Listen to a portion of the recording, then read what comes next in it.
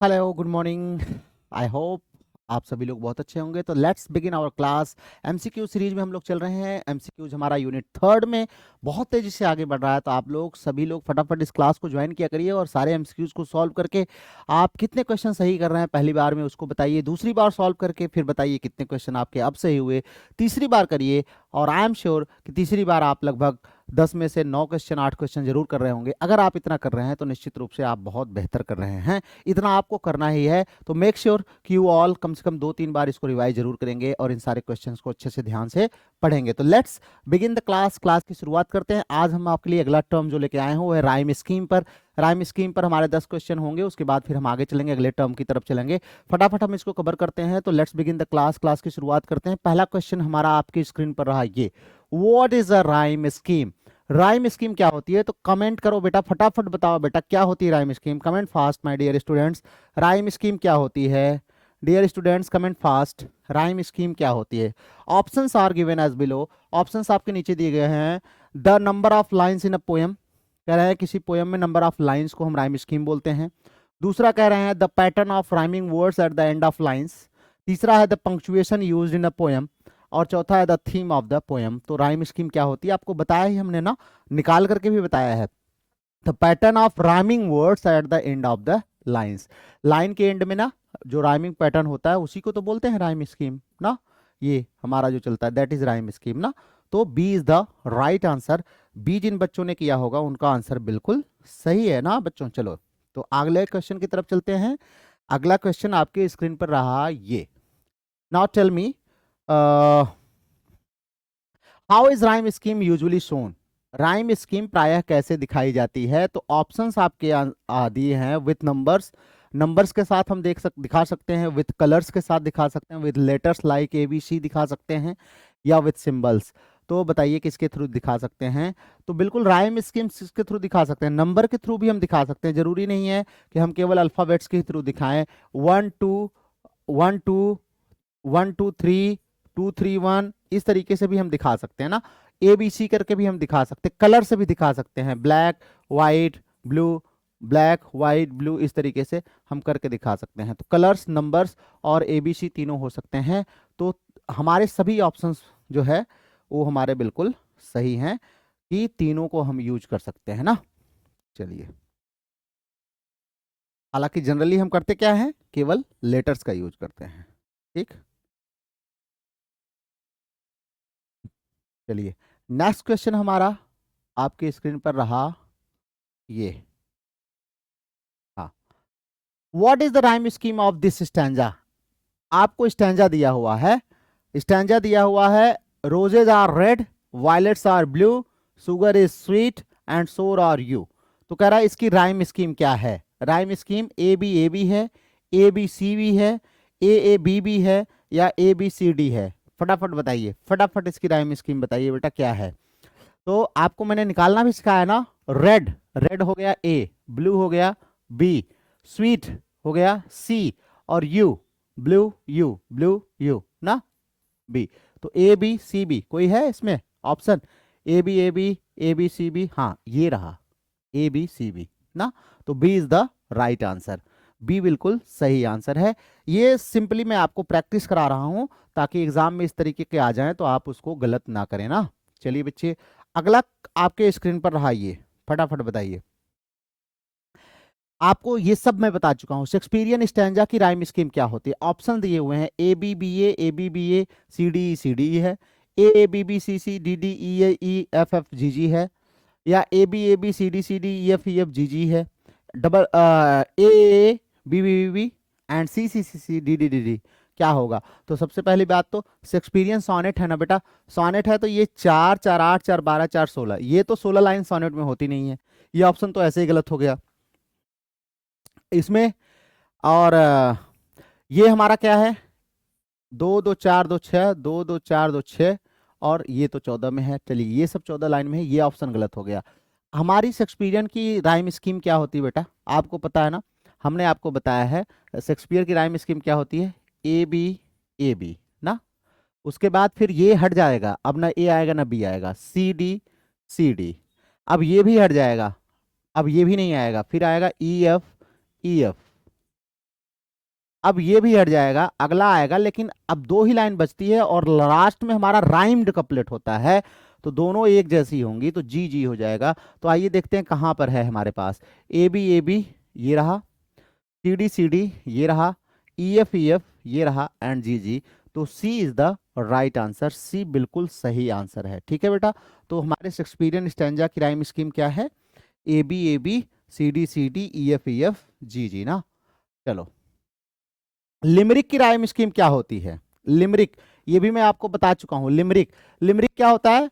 5 line stanza होता है, 5 line stanza limerick होता है। ये एक प्रकार का हैक्यू है ना, हैक्यू जापान से जो आया है ना, उसी का एक फॉर्म होता है ये। तो बताओ फटाफट लिमरिक का क्या राइम स्कीम होगा? तो भाई 5 लाइन स्टैंजा बता ही दिया, ये 4 लाइन है, ये 4 लाइन है, ये 4 लाइन, तो ऐसे ही खत्म हो गया। तो ये हो गया डबल बी ए ना, ए बी, मतलब दो राइम्ड कपलेट होते हैं और लास्ट में फिर ए होता है, ये ध्यान रखेंगे। ठीक है, दो राइम्ड कपलेट, दो राइम्ड कपलेट मतलब दो दो 4, उसके बाद फिर ये वाला रिपीट होगा, ऐसे ही आगे जाएगा, जैसे सी, उसके बाद डी, फिर सी, ऐसे आगे बढ़ता है ये। फिर आपका क्या हो जाएगा? डी ई, उसके बाद फिर डी, इस तरीके से बढ़ता जाएगा ना। चलो, अगला क्वेश्चन आपके स्क्रीन पर रहा, which of the following lines show an A B B rhyme scheme? तो कौन सा A B B rhyme scheme दिखाता है? बताओ। Line 1 rhymes with line 3, lines with line 2 with 4, lines 1 and 2 rhyme, lines 3 and 4 rhyme, all lines rhyme, only line 2 and 4 rhyme। तो बताइए ए B B किस चीज को दिखा रहा है? A B B, line 1 rhymes with 3, line 2 with 4। ये कह रहे हैं कि पहली लाइन, पहले इसको आप ऐसे लिख लो बेटा, ए और बी आपने लिख लिया ना। कह रहा है पहला ऑप्शन है लाइन 1 राइम्स विथ 3, ए की राइमिंग 3 से है, नहीं ये तो गलत है। लाइन 2 विथ 4, 2 की 4 से है, नहीं ये भी गलत है, तो पहला ऑप्शन हमारा गलत हो गया। Line 1 and 2 are rhyme, 1 and 2 rhyme है, ये सही है। लाइन 3 एंड 4 राइम है, 3 एंड 4 राइम है, ये सही है, मतलब ये ऑप्शन हमारा सही हो गया। ऑल लाइन्स हमारी राइम्स है नहीं, ओनली 2 एंड 4 राइम है नहीं, तो B is the right option, B बिल्कुल सही है। इस प्रकार के क्वेश्चन भी आपके एग्जाम में आ सकते हैं बेटा, तो ये भी आपको जानना जरूरी है। Then we have question number 7। Question number 7 हमारा है, what is the rhyme scheme of this stanza? इस स्टैंजा की राइम स्कीम क्या है? Options are the sky is clear and the stars are bright, the moon is growing with a light, the night is calm, the wind is still, the silence moves a peaceful thrill। देखो यहाँ मैंने आपको solve करा दिया है ना, तो आप ये ध्यान रखना एग्जाम में ये नहीं देगा आपको, ये एग्जाम में नहीं आएगा कि आप सोचेंगे कि सर ने तो वहाँ दिया था, ये भी एग्जाम में ऐसे आएगा ना, ये नहीं आएगा। ये तो मैंने आपको हेल्प करने के लिए, क्योंकि आपको मैं पढ़ा रहा हूँ, आपकी तैयारी करवा रहा हूँ ना, तो मैंने यहाँ पर दे दिया है ना बच्चों, तो ये आपके एग्जाम में नहीं आएगा, ये आपको खुद से निकालना पड़ेगा। मैंने चूंकि यहाँ पर निकाल दिया था ताकि आपको सॉल्व करने में आसानी हो ना। अब मान लो एग्जाम में बेटा ऐसे क्वेश्चन आएगा, ये यहां से हट गया, अब आपको निकालना होगा, तो ये मैं निकालना ऑलरेडी बता चुका हूं, आप इसको पढ़िए। ब्राइट ए हो गया, light A, bright light A, still B, thrill B, तो ए बी फटाफट देख लो, ए बी ये ऑप्शन हो गया, सही हो गया, बाकी सब होंगे ही नहीं। तो आप तो निकालना जानते हो, सारे बच्चे हमारे जानते हैं, सब निकाल लेंगे मुझे पता है। जिन लोगों ने मेरी क्लास ली है या नहीं ली है तो वीडियो जाके देख लो, राइम निकालना बेटा आराम से आ जाएगा, ये तो बहुत ही इजी है ना। चलो, why do poets use rhyme scheme? Poets rhyme scheme का यूज क्यों करता है? Options are to make the poem longer, poem को लॉन्ग करने के लिए, तो कोई तुक तो बनता नहीं है। To add structure music and beauty to the poem, ये लगता है कुछ ठीक होगा। टू कंफ्यूज द रीडर, नहीं रीडर को कंफ्यूज करने से कोई मतलब नहीं। टू रिमूव मीनिंग, ये भी कोई मतलब नहीं है, तो इसका मतलब यही सही है। राइम का यूज ही हमने आपको बताया है कि beauty of the stanza, beauty of the poetry को बढ़ाने के लिए, उसका स्ट्रक्चर बनाने के लिए, म्यूजिक बनाने के लिए ही किया जाता है। तो B is the right answer, B बिल्कुल सही है। ठीक है, now we have question number 9। 9 question number हमारे पास है, फटाफट बताओ। What rhyme scheme is often used in ballads? Ballads में कौन सी राइम स्कीम यूज होती है? फटाफट बताओ। 4 लाइन क्वार्टरेन होता है ना, पहली चीज तो क्वार्टरेन में लिखी जाती है, ये भी ध्यान रखना, ये एग्जाम में आ सकता है कि क्वाड्रेंट में लिखी जाती, कौन सी राइम स्कीम यूज होती है? ए बी बी होती है, ए बी होती है, ए बी सी डी होती है, या ए बी होती है, ए बी ए होती है? फटाफट बताओ बेटा, कमेंट फास्ट। कौन सा राइम स्कीम सही होगी आपके हिसाब से? 4 लाइन स्टैंजा में कौन सी राइम स्कीम सही होगी? कमेंट। नहीं पता? अरे भाई बता चुका हूं आपको, ए बी बताओ, ए बी यूज होता है, ध्यान रखना, ए बी यूज होता है। चलो अब हमारा है क्वेश्चन नंबर ये, in an A B rhyme scheme which lines rhyme with each other? कौन सी लाइन किसके साथ राइम करती है? तो स्वाभाविक सी बात है, पहली तीसरी के साथ और दूसरी चौथी के साथ। तो ऑप्शन में देख लो, फर्स्ट एंड सेकंड नहीं, फर्स्ट एंड सेकंड नहीं, फर्स्ट एंड थर्ड, हाँ ठीक है, सेकंड एंड फोर्थ बिल्कुल सही है, first and third, second and fourth, तो B is the right answer, B हमारा बिल्कुल सही हो जाएगा। चलो तो ये हमारे 10 क्वेश्चन हो गए राइम पर, ठीक है। यहाँ पे इसको आपको क्या करना है, रिपीट करेंगे अच्छे से आप रिपीट करिए इसको, 2-3 बार देखिए कितने क्वेश्चन आप सही कर पा रहे हैं, आप कमेंट में जरूर बताइए ना। सारे बच्चे करेंगे ये प्रोसेस, ध्यान रखेंगे, कोई छूटेगा नहीं, सारे बच्चों के लिए कंपलसरी है, सब लोग करेंगे इसको, ठीक है। चलो तो अब हम लोग बेटा चलते हैं, अगला आपके लिए टर्म लेकर के हम आए हैं, वो हमारा है राइम स्कीम हो गया, स्ट्रक्चर पर हम आपके लिए ले आए हैं। स्ट्रक्चर पर भी हमारे पास 10 क्वेश्चन है, तो इसको फटाफट कर लेते हैं, 10 क्वेश्चन हम लोग स्ट्रक्चर पे कर लेते हैं ना बेटा। चलो आओ फटाफट करते हैं। तो पहला क्वेश्चन है, what does structure mean in a literary work? किसी लिटरेरी वर्क में स्ट्रक्चर का क्या मतलब होता है? ऑप्शंस आपके सामने हैं, मैं 1 मिनट थोड़ा सा इसको जूम कर देता हूं ना।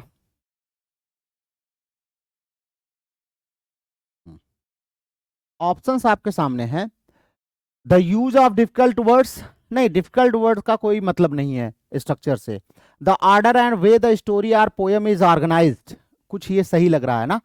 The feeling of the characters, नहीं फीलिंग से कोई मतलब नहीं स्ट्रक्चर का।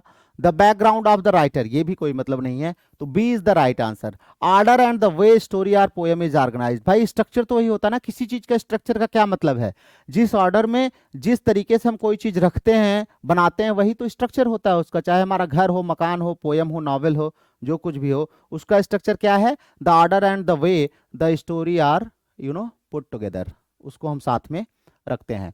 अगला क्वेश्चन है, what are the 5 main parts of a story और अ प्ले? किसी स्टोरी या प्ले का 5 मेन पार्ट्स क्या होते हैं, फटाफट बताइए। Options are beginning, middle, twist, end and afterthought. नहीं ये थोड़ा सा अच्छा नहीं लग रहा है। दूसरा है exposition, rising action, climax, falling action and resolution. तीसरा है theme, conflict, characters, plot, setting. चौथा है introduction, main point, twist, summary, conclusion. तो अब देखो इसको ऐसे देख लो, पहली चीज कि जब हमारी स्टोरी रन करती है ना, तो उसमें समरी जैसा कुछ नहीं होता, तो ये तो पहला ही हमारा गलत है ना, पहला ही गलत है। और एक चीज ध्यान रखना, स्टोरी कोई भी हमारी होगी, स्टोरी कोई भी हमारी होती है, तो उसमें जो है बिगिनिंग, मिडिल और एंड तो होता है, लेकिन उसको नाम अलग दिया जाता है। बिगिनिंग को, इंट्रोडक्शन को हम क्या बोलते हैं? एक्सपोजिशन बोलते हैं ना, एक्सपोजिशन बोलते हैं।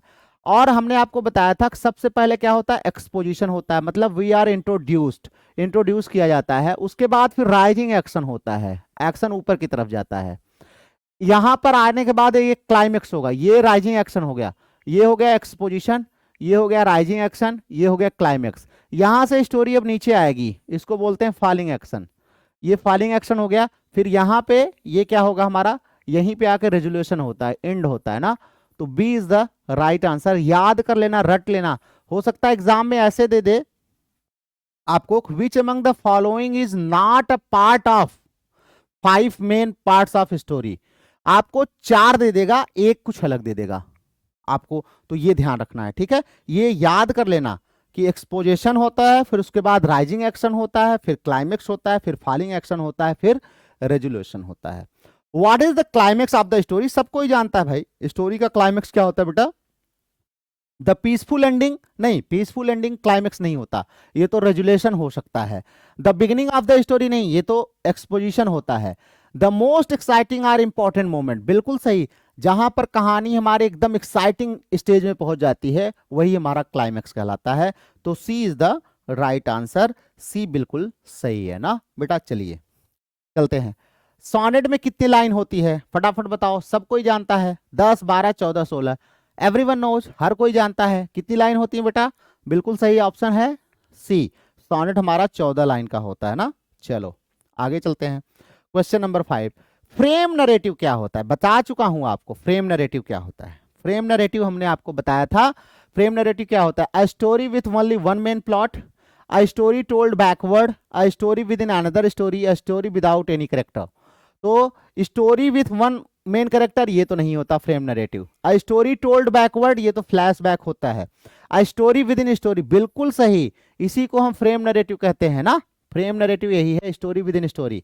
चासर हमारे इसके मास्टर माने जाते थे ना फ्रेम नरेटिव के। मॉडर्न में भी बहुत सारे लोग यूज करते हैं, स्ट्रीम ऑफ कॉन्शियसनेस टेक्निक जो है इसी पर बेस्ड है पूरी। चलिए, what is the job of the exposition in a play, play में जो एक्सपोजिशन होता है वो क्या करता है भैया, तो फटाफट बताओ, फटाफट बताओ क्या होगा। To end the story, exposition से कहानी खत्म हो जाती, अरे नहीं भैया एक्सपोजिशन से कहां खत्म होगी, वो तो रेजुलेशन से खत्म होती है ना कहानी। To show the turning point, नहीं नहीं नहीं नहीं, टर्निंग पॉइंट तो क्लाइमेक्स के बाद आता है ना, क्लाइमेक्स से शुरू होता है turning point. To introduce the characters and setting, बिल्कुल सही इसी ऑप्शन है। एक्सपोजिशन में इंट्रोडक्शन आता है किसका, करेक्टर और सेटिंग के बारे में बताता है कि ये कहानी ऐसे ऐसे होगा, फिर राइजिंग एक्शन की तरफ जाता है, फिर क्लाइमेक्स पर पहुंचता है, फिर फॉलिंग एक्शन होता है, फिर वहां पे रेजुलेशन होता है ना बच्चों। चलो question number 7, in poetry what is a stanza, stanza क्या होता है बेटा, स्टैंजा पोएट्री में क्या होता है। अ टाइप्स ऑफ करेक्टर, नहीं करेक्टर कहां होगा स्टैंजा। चलो, a group of lines like a paragraph in a poem, ये हमें ठीक लग रहा है, लेकिन अगले ऑप्शन को देखते हैं। अ राइम एट द एंड, नहीं इसका स्टैंजा से मतलब नहीं। A title of the poem, नहीं ये, तो इसका मतलब बी हमारा राइट आंसर है। लाइंस का जो ग्रुप होता है ना या पैराग्राफ जो होता है किसी पोएम का, उसी को हम स्टैंजा बोलते हैं। स्टैंजा पोएम का होता है, ध्यान रखना ना, स्टैंजा प्रोज में मत कर देना, ठीक है। प्रोज के पैराग्राफ होते हैं, प्रोज के पीसेज होते हैं। What does linear structure mean, linear structure क्या होता है बेटा बताओ, आपको बता चुका हूं। Events are told out of order, events order के हिसाब से नहीं बताए जाते, मतलब ए आएगा फिर डी आएगा फिर सी आएगा इस तरीके से। Events go in time order from start to end, तो द स्टोरी रिपीट्स इटसेल्फ, नहीं ये भी नहीं होगा, ये भी नहीं होगा, ये भी नहीं होगा। लीनियर का मतलब एक लाइन से चलती कहानी ना, ऑर्डर शुरू होगा, स्टार्ट से शुरू होगा, ए से शुरू होगा, बी सी डी ऐसे करके आगे बढ़ेगी ना, यही होता है लीनियर। और इसी को जब उल्टा पुल्टा कर देते हैं तो कहलाता है फ्रेम नरेटिव, क्या कहलाता है, फ्रेम नरेटिव ना। चलो तो हमारा क्या हो गया, B is the right answer ना, बी बिल्कुल हमारा सही है। क्वेश्चन नंबर 9 हमारे पास है, who used the different structures non linear in a novel called Ulysses. अब देखो बेटा यूलिसिस नॉवेल ही किसकी है, ये जेम्स जॉयस की है, तो जिसको याद होगा उसको तो आसानी से आ जाएगा, लेकिन फिर भी अगर थोड़ा सा दिमाग लगाओगे तो हो सकता है तुम अच्छा कर लो, थोड़ा सा दिमाग लगाओगे तो। हमारे जे शेक्सपियर साहब तो नॉवेल लिखते ही नहीं थे, तो ये तो ऐसे ही कट जाएंगे ना, हालांकि ये तीनों हमारे नॉवेलिस्ट हैं। अब हमें ये देखना है, जेन ऑस्टिन जो है ये ज्यादातर डोमेस्टिक नॉवेल्स वगैरह लिखा करती थी, तो इसमें बहुत ज्यादा जो है नॉन लीनियर की कोई वो नहीं है। और चार्ल्स डिकेंस भी हमारे उसमें कैटेगरी में नहीं थे। मॉडर्न में हमारे आते हैं जेम्स जॉयस ना, इनकी यूलिसिस, इनकी डबलिनर्स, कई सारी रचनाएं हैं जो फ्रेम नरेटिव में लिखी गई हैं और नॉन लीनियर स्ट्रक्चर जिसको बोलते हैं, ठीक है बच्चों। Now we have question number 10, question number 10 हमारा आ गया। What kind of structure does William Faulkner use in The Sound and the Fury? तो बिल्कुल आपको बताया मैंने कि ज्यादातर हमारे जो नॉन लीनियर राइटर्स हैं ना, ये सब स्ट्रीम ऑफ कॉन्शियसनेस टेक्निक को यूज करते हैं, तो C is the right answer. Thoughts of the character जो है ना, इसी के थ्रू ये पूरी कहानी को बताते हैं, तो C is the right answer. यहाँ पे आकर के हमारी ये कहानी समाप्त होती है। ये हमारा स्ट्रक्चर पे जो 10 क्वेश्चन था ना, ये भी समाप्त होता है, ठीक है बच्चों। तो अभी आप क्या करेंगे, आप इसको रिपीट करेंगे, 2-3 बार इसको रिवाइज करेंगे, फिर आप इसके कितने स्कोर्स आपने इसमें किया है आप ये जरूर बताएंगे। आंसर जब आप देते हैं तो आप सेक्शन का नाम जरूर लिख दिया करिए, आप ये जरूर लिख दिया करिए कि सर स्ट्रक्चर में, इन स्ट्रक्चर आई गॉट 8/10, जो भी आपका 5/10 जो आपका है आप बताएंगे इस तरीके से। जैसे आपका नेगेटिव कैपेबिलिटी है तो आप बताएंगे, राइम स्कीम है तो आप बताएंगे, आप अपने स्कोर जरूर बताया करिए। उससे क्या है, पता चलता है आप कितनी मेहनत कर रहे हैं ना। तो डू रिमेंबर कि आपको कमेंट में अपने स्कोर्स को जरूर बताना है, ठीक है। चलिए एक सेक्शन हम और ले लेते हैं, उसके बाद आज की क्लास को हम लोग एंड करेंगे ना। अगला सेक्शन ले लेते हैं, चलिए 10 क्वेश्चंस का है हमारा। तो राइम स्कीम हो गया, स्ट्रक्चर हो गया, हमारा अगला है थीम पर बेटा। चलो थीम पर 10 क्वेश्चन फटाफट लेते हैं, फिर क्लास को हम लोग एंड करेंगे ना। चलो तो पहला है what does theme mean in literary work. किसी लिटरेरी वर्क में थीम का मतलब क्या होता है?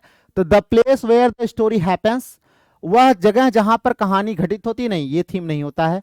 The order of events in the story, नहीं ये भी थीम नहीं होता है। द मेन मैसेज, हाँ बिल्कुल, किसी भी कहानी में जो मेन आइडिया और मैसेज होता है उसी को हम थीम बोलते हैं ना। तो C is the right answer, C बिल्कुल सही है बेटा। तो जिन लोगों ने सी किया हुआ है उनका बिल्कुल सही है। दूसरा है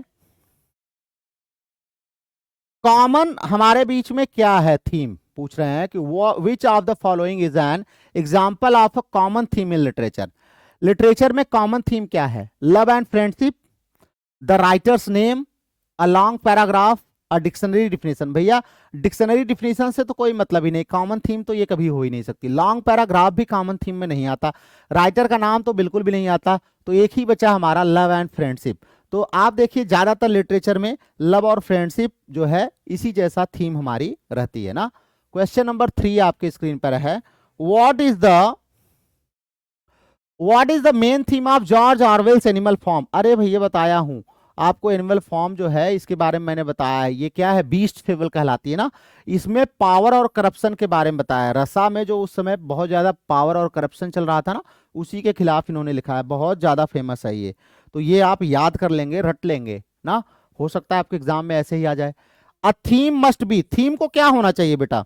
थीम कैसी होनी चाहिए? ओनली वन वर्ड, नहीं वन वर्ड का थीम तो लॉजिकल नहीं है।